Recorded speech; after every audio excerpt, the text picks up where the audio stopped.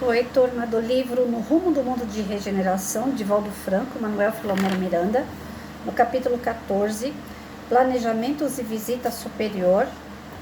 Aí, como eu vou dividindo, essa aqui é a parte 2, né? Não é porque está escrito no livro, não. É porque é grande mesmo e eu estou dividindo. Naquela manhã, por exemplo, um jovem drogado estava telementalizado por um verdugo de caráter cruel, que o induzia a entrar na sala dedicada aos passes, cerrada naquele período por cuidados em relação à pandemia. Orientado sobre a impossibilidade de ser atendido e inspirado pelo perverso, alterou a voz, fez-se agressivo e, para socorrer o funcionário que o auxiliava, o nosso Cláudio foi em seu benefício.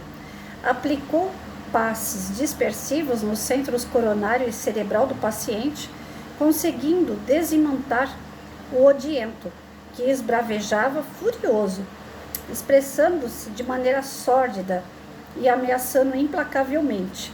É compreensível que os vingadores e justiceiros sintam-se revoltados contra aqueles que se alinham no auxílio a todo indivíduo que sofre, em espírito de solidariedade e convite da caridade fraternal. Os códigos de justiça nunca são defraudados e tudo se regulariza ao beneplácito do amor.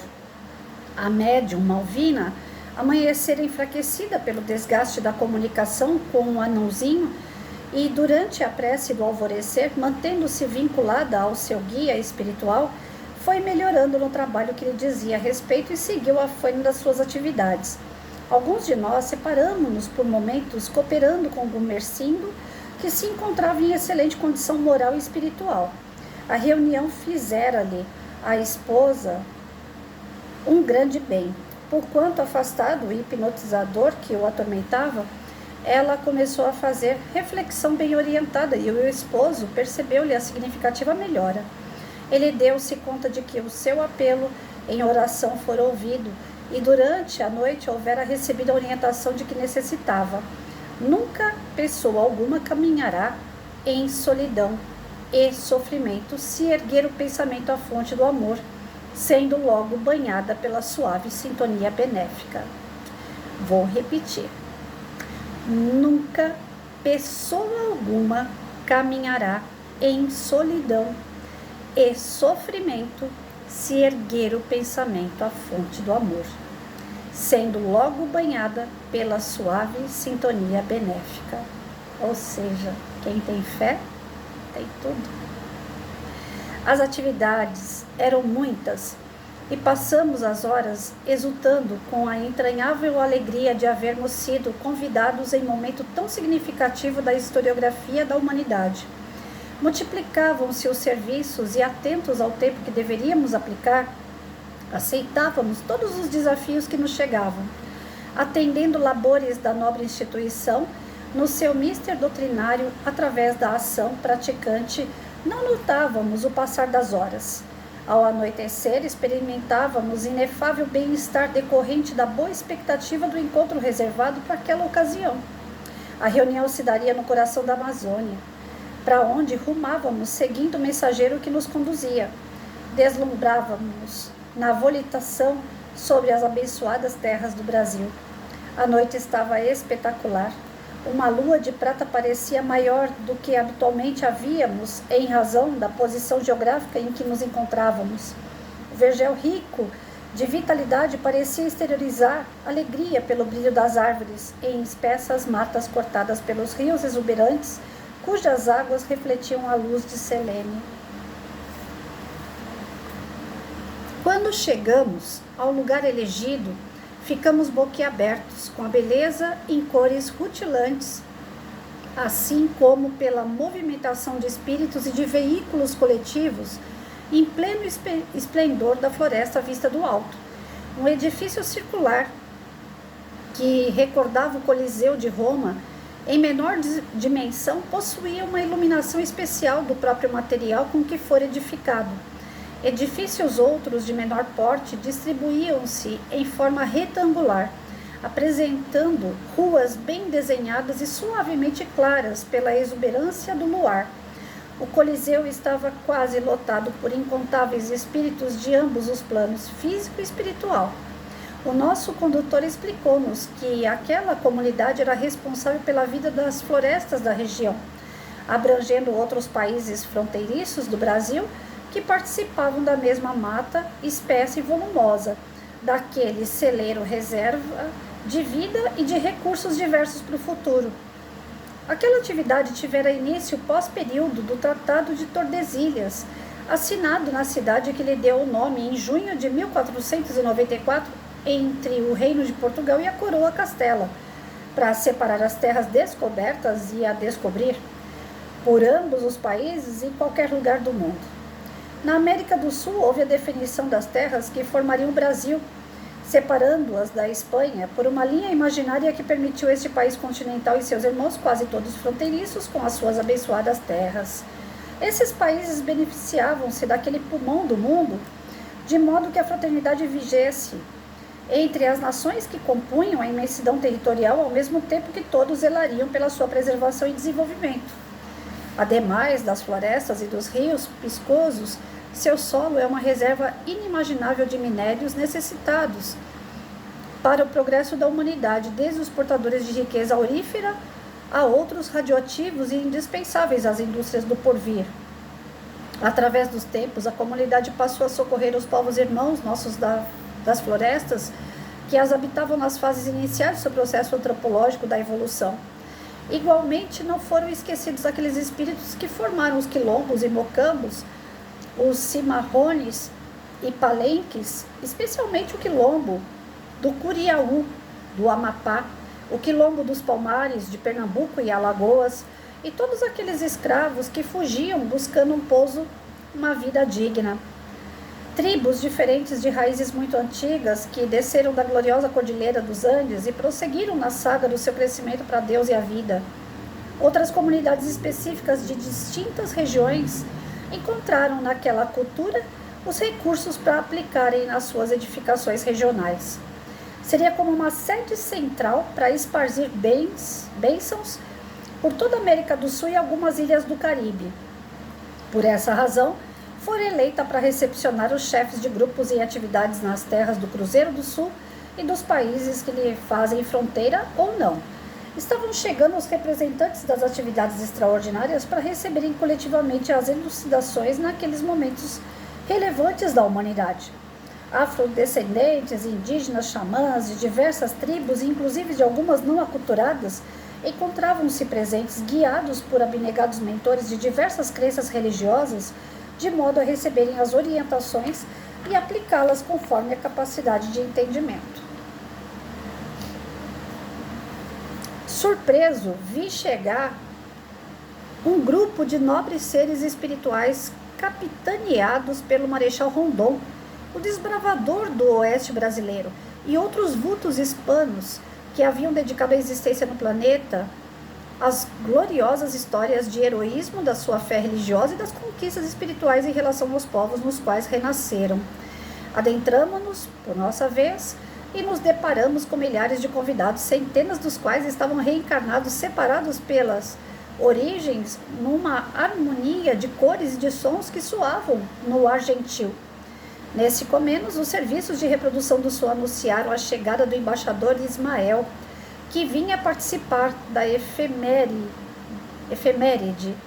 Confesso que não pude suportar a curiosidade e concentrei-me na entrada do recinto, pela qual uma elite de guias espirituais, entre os quais José de Anchieta, Manuel da Nóbrega, acolitava o Dr. Bezerra de Menezes Cavalcante, que era conduzido ao imenso palco. Todos nos levantamos naturalmente e sem qualquer brilho desnecessário ou desordem recebemos os emissários do mundo maior, emocionados e agradecidos. Encontrávamos-nos embevecidos ante o esplendor vibratório do ambiente. À mesa diretora sentaram-se alguns vultos históricos do Brasil e de outros países sul-americanos ao lado do Dr. Bezerra de Menezes. Nesse momento, pudemos ver no belo palco um grande coral infanto-juvenil que encheu da magia musical em suas vozes angelicais e incomparável beleza. Ainda não nos acostumamos com o esplendor da multidão quando vimos uma luz multicor, em tons suaves, descer sobre o centro do cenário numa névoa resplendente, e nela materializar-se a pouco e pouco o sublime espírito Ismael, mentor da brasilidade, aureolado de inconfundíveis luzes transcendentes, um perfume de flores frescas, recordando o jasmim do cabo, gardênia, recendeu no imenso auditório que não pôde suportar as emoções agora transformadas em lágrimas silenciosas de felicidade. Não acostumados às excelsas concessões dos céus, o nosso limite emocional rompia-se em brilhantes líquidos que jorravam das comportas dos olhos. O nobre guia fazia-se acompanhar por 2 mensageiros que pareciam venerando os profetas da antiguidade israelita. O coral silenciou, e o sublime enviado de Jesus e seus áulicos foram acomodados à mesa coberta por inigualável arranjo floral, com as tonalidades azul e amarelo, sobre um fundo verde, característicos das cores da flama brasileira, símbolo da pátria. Bem apresentado, o mestre de cerimônias acercou-se da tribuna e entreteceu algumas considerações após saudar os mentores que dirigiam a solenidade. Eu vou deixar vocês curiosos? Eu vou fazer essa maldade? Eu não vou contar o que foi que ele falou nessa preleção. Não vou fazer maldade com todos vocês. Se vocês perceberam o tamanho da grandeza dessa reunião, as pessoas e personalidades envolvidas, espíritos de luz, espíritos mentores, espíritos da mais alto grau, né, de evolução, se reuniram na Amazônia, lógico, sobre a Amazônia, né, do lado espiritual, e ali ele descreveu como que era o ambiente muito bonito, né, que lembrava o Coliseu de Roma, num tamanho menor, e ele coloca pra gente que essa reunião vai ser para poder dizer sobre um pouco, né, do que vai acontecer no nosso Brasil, nessa pandemia, os cuidados, né, e também aquela mensagenzinha que sempre vem e conforta o nosso coração. Creio eu que vai ser uma mensagem tanto, mas essa mensagem a gente só vai ver na segunda-feira. E aqui no comecinho, né, da leitura de hoje, ele estava falando que apareceu um rapaz drogado, né, no centro espírita, ao qual ele foi socorrido. O cara que estava acompanhando ele, o espírito obsessor, lógico, sempre usa a pessoa para agressão. Então ele tentou agredir as pessoas do centro espírita devido à obsessão que ele estava, mas ele foi acalmado ali pelo passe que foi dado a ele. Lógico que isso não vai curar, porque o passe limpa, tira um pouco aquele vínculo com o obsessor, mas a nossa mente, se for lá e buscar de novo, ele volta, né? Então tá sempre o obsessor, ele está sempre ligado à pessoa que alimenta ele. Se eu alimentar um espírito bom, com prece, com luz, com vibrações de energia boa, o espírito elevado vai continuar andando comigo, né? O meu anjo de guarda, por exemplo. Agora, se eu ficar alimentando pensamentos ruins, atitudes ruins, meu ouvido escuta coisas ruins, é lógico que o que vai estar andando comigo só pode ser coisa ruim, né? Então, se a gente vai no centro espírita, toma um passe, de repente aquele passe consegue resolver parte do problema, até consegue tirar um pouco daquela energia que liga o encarnado com o desencarnado. Mas aí o encarnado chega lá fora e já começa a reclamar da vida, começa a usar droga de novo, bebe, vai para promiscuidade, sai com um, sai com o outro, passa a noitada acordado, balada. Como é que ele vai querer ficar ali com o espírito superior do lado dele, gente? Complicado, né? Então, aqui no início ele fala que deu para acalmar a situação. Mas resolver, quem tem que resolver é cada um de nós mesmo, com os nossos pensamentos e atitudes voltadas para o bem. Que aparentemente parece que, né, nossa, o livro espírita, a codificação, só fala nisso. Fora da caridade não há salvação. Não é fora da igreja. É fora da caridade, é fora das ações boas. Não tem salvação, não tem outro caminho. Se tivesse outro, a gente dava aqui a receita, né? Eu tenho certeza que a espiritualidade ia falar, faz outra coisa que dá certo. Mas eles falam pra gente, fora da caridade não tem salvação. É só isso aí que você precisa fazer. Tem uma série de valores que você precisa agregar para fazer o bem, né? Esses valores, esses princípios é que dá trabalho. Mas fazer o bem não dá trabalho, né? Basta você querer. eu tô com o rádio ligado, eu vou ligar, que tipo de sintonia que eu vou fazer, que tipo de música que eu vou ouvir, a música que fala matou, morreu, baixa, mostra a sua calcinha, eu vou te comer, ou eu vou pegar uma música que fale sobre Jesus, as obras dele, que fale sobre Deus, que me preencha o coração de alegria, que traga para mim paz. A escolha é minha. Conforme a gente sintoniza, é o que a gente tem, né? Pode acontecer algum obsessor de uma vida passada vir com ódio, com raiva e querer, né, acertar contas, mesmo você sendo bom? Claro que pode. Só que ele não vai ficar. Por mais que ele venha para acertar contas, ele não vai ficar. Porque ele vai ver que você mudou. Que na outra vida você pode ter sido cão chupando manga, tipo Patrícia. Patrícia já foi na outra vida e nessa não foi grande coisa também não. Mas eles vão percebendo que você está querendo mudar o comportamento, que você está querendo mudar o seu íntimo. Eu acabei de ouvir uma mensagem no YouTube falando sobre as transformações do planeta para a regeneração, né? Num canal espírita. Desculpa, mas eu não vou lembrar agora qual é o nome do canal. Mas eu acabei de assistir o vídeo, super longo, 1 hora e pouco, e depois eu achei mais um outro que complementava também sobre o assunto. Eu estudo direto essas situações, porque eu sou muito São Tomé. Para eu acreditar, eu vou ter que ver. Não adianta só falar para mim. Então tem coisas que eu sou um espírito muito endurecido. Que se eu não ver que realmente está acontecendo, tal, se não fizer, se não tiver uma liga, né, do que está falando e o que está acontecendo, eu não acredito. Então quando eu falo, gente, passou pelo teste da aprovação, porque eu sou muito São Tomé, eu preciso ver. Não adianta só falar para mim que não vai entrar, eu preciso ver. E aí vendo o vídeo, ele estava falando das coisas do dia a dia, né, que nós estamos deixando de ser material. Aí teve um momento que o cara tava falando no vídeo lá, eu falei assim, você tá conversando comigo aqui? Tem hora que eu sou bem xarope, né? Porque ele falou assim, chegou o momento de você não ter mais as coisas, mas de você ser. E eu tava conversando com uma amiga ainda ontem, eu falei, olha, eu tenho tanta coisa em casa, por mais limpeza que eu faço, sai muita coisa. Na última limpeza que eu fiz aqui de casa, saiu bem uns 3 sacos de lixo de 100 litros, 300 litros de saco só de doação.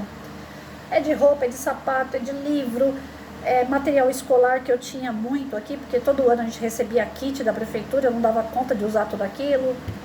E a gente é obrigado a pegar, né? Porque se a gente não pega, outra pessoa pega e vai fazer mau uso, porque aí existe, né, os desvios. Então eu pegava, se um aluno precisasse, se houvesse uma outra necessidade, eu tinha material em casa. Então como eu não vou dar mais aula, nossa, na última limpeza saiu muita coisa daqui e eu doei para quem precisava, né? Mas eu fico andando dentro de casa, eu falo, meu Deus, tem muita coisa ainda, muita coisa repetida, muita coisa que não tinha tanta necessidade, porque eu tive um filho, né, morando comigo. Então a gente teve 2 escritórios, o meu e o dele. Então hoje eu vejo, tem 2 grampeador, tem 2 furador de papel, sabe, essas coisas. Aí na hora que eu estava escutando o vídeo falando, né, que a gente está chegando num momento que a gente não quer mais matéria. Eu tô doida para trocar um guarda-roupa meu que eu joguei água lá e espanou, né? A madeira abriu e já está estourando o verniz dele, mas também tadinho, tem 27 anos, né? Já tá passando da hora, né? Aí eu fui numa loja ver o guarda-roupa assim, eu falei, nossa, mas não tem nada a ver com o meu, eu gosto do meu guarda-roupa, sabe? Não é apego. É porque eu acho que é um dinheiro desnecessário. Eu falo, eu vou gastar lá uns 3 mil, 10 parcelas de 300 conto um guarda-roupa. Mas, poxa, são 10 passeios que eu podia fazer por 300 reais. Né? Eu tô saindo direto para ir pro meio do mato aí, o que eu gasto é isso, 200 reais, 150, 300, dependendo para onde eu vou. Aí eu falo, já são 10 passeios a menos, né, se eu comprar um guarda-roupa. Eu tô querendo mais ficar no meio do mato, no meio da natureza, do que um guarda-roupa. Não sei não se eu vou trocar de guarda-roupa, creio que acabo que não. Eu vou aguentando ela aí enquanto ele segurar minha roupa lá dentro. Porque não faz mais sentido para mim ter. Não faz, sinceramente. Eu passei a vida toda cultuando casa, né? fazer o ambiente ser o mais acolhedor possível, ter conforto, não luxo, mas conforto, né? E hoje eu fico olhando assim, eu falo, ai, tem que pintar essa parede, eu não quero pintar. E antigamente, quando eu olhava um risquinho na parede, eu falava, ixi, já vou ter que comprar tinta, já vou ter que pintar, já vou ter que tirar isso daqui, tirar dali. Eu já não tô mais assim, né? Eu quero cuidar, lógico, não vou deixar a casa cair na minha cabeça, mas não tenho aquela euforia que eu tinha pela matéria, né? Antes eu chamava meu pai para ver cada coisa que eu ganhava, que eu conseguia conquistar, eu chamava, pai, vem ver, cortina nova. Aí meu pai chegava, parabéns, Patrícia, pela cortina nova. Mas você vai ver, filha, que isso aí não tem muita importância. O importante é a gente estar junto, né? Eu falava para ele, eu tô tão contente que você veio ver minha cortina. E ele falava, eu tô contente de estar junto com você. E, lógico, eu também estava contente de ver meu pai. Mas, naquele momento, a minha alegria era a cortina. Eu queria mostrar que eu consegui comprar uma cortina. Daquelas persianas, mais cara um pouquinho, né? Então, era um sonho que eu tinha de ter uma cortina persiana. E aí, quando eu chamava meu pai, eu falava, consegui. Meu pai, mas o mais importante é eu estar junto com você. A cortina, daqui a pouco você vai ver, você vai perder a graça, você vai querer outra. Mas a gente não, a gente tá junto, né? E eu não compreendia direito. E hoje eu acho que eu tô ficando velha, eu tô ficando ranzinza, né? E aí eu tô entendendo essa situação, que o que importa não é realmente ter nada. As transformações estão aí, elas vão ocorrer e ninguém vai poder carregar nada. A gente não vai poder levar nada, porque a gente vai deixar de ser material para ser mais espiritual. O mundo vai deixar de ser... Eu tava escutando as coisas e o meu olho brilhava, né? Aí, que a gente vai deixar de ver crime, violência, a gente vai deixar de ver droga, prostituição, não vai ter corrupção. Eu falei, gente do céu, aconteça, Senhor, que seja logo, eu quero ver. Eu estou angustiada, eu quero ver. Agora, já pensou se eu sou daqueles espíritos que vai ter que partir daqui lá pro, acho que é Orion, se eu não me engano, o planeta onde vai ter os exilados, né? Tipo exilados de Capela que vieram para cá. Agora vai ter os exilados daqui para outro planeta que é semelhante à Terra. Eu não lembro direito se é Orion, eu acho que é isso o nome do outro planeta. É para lá que nós vamos. Aqueles que não conseguiram evoluir, né? Aí vai continuar num planeta que é de prova e expiação. E é esse Orion, eu acho que é Orion mesmo. Depois eu vou ter certeza e falo para vocês, mas eu acho que é isso mesmo. Vou até marcar aqui para eu poder pesquisar e falar. Não falar besteira depois. Vai que eu tô falando. Planeta para provas e expiação. Depois eu vou tirar a dúvida e falo de novo. Mas eu estava escutando o vídeo lá e parece que é isso, Orion. Os espíritos que não alcançarem a evolução espiritual vão estar sendo exilados para esse Orion, que lá vai ser expiação e provas. E aqui vai ficar a regeneração. Então, eu queria ficar aqui, né? Lógico, não sou besta. Por isso que eu estou tentando estudar até não querer mais para ver se dá tempo. Se eles me seguram por aqui. Eu não quero continuar no prova e expiação, não. Deus me livre. Já deu o que deu, né, gente? Eu acho que ninguém quer isso. Então, vamos estudar, vamos trabalhar pelo bem, né? Quanto mais eu falo aqui que a gente tem que fazer o bem, porque tem que fazer mesmo, não tem outro caminho. E bora lá. Aí, na segunda-feira, vocês vão saber o que deu essa reunião lá no alto da Amazônia, lá com esses espíritos superiores. Padre Anchieta. Já pensou? Padre Anchieta, cadê o nome do outro padre lá? Oh, meu Deus do céu. Isso é que dá a gente ser desmemoriada. Eu esqueci o nome do outro, gente. Cadê? Oh, meu pai do céu. Perdi o homem aqui. Perdi. Eu devia ter marcado para poder falar para vocês. O Padre Anchieta e tem mais um, que é da época dele. Ah, semana que vem eu falo dele para vocês. Esqueci o nome do homem. E não consigo achar agora. Ah, depois eu falo para vocês. Esqueci. E não acho. Mas tinha lá o Padre Anchieta, o outro padre que também foi importante. Ai, que raiva que eu não consigo achar. Bom, mas é isso. Tinha lá o pessoal que é afrodescendente, os índios. Ele falou assim, uma série de gente importante que tá nessa reunião. Bezerra de Menezes, achei. Eu sou teimosa. Manuel da Nóbrega. Não, Padre Anchieta, Manuel da Nóbrega, Bezerra de Menezes e mais esse pessoal todo aí indígena, Marechal Rondon, olha, só tem gente assim, top. Segunda-feira a gente vê o que deu essa reunião. Desculpa aí as atropeladas da Patrícia, mas de vez em quando eu sou assim. Fiquem com Deus.